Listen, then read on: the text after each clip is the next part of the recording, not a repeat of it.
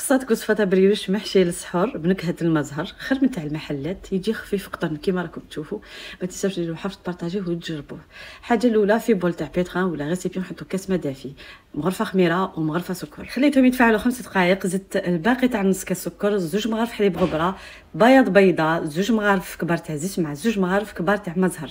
هنا خلطتهم وزدت لهم لافارين، درت لي قريب 4 كيسان، دلكتها شويه، زدت لها مغرفه تاع المارغرين باش تجينا العجينه طريه كيما راكم تشوفوا. خليتها تخمر وديغازيتها، قسمتها على 4 خبزات، توزن الخبزه 250. حليتها هكا بالحلال ودرت هذه الطريقه باش يجيني مورق الداخل.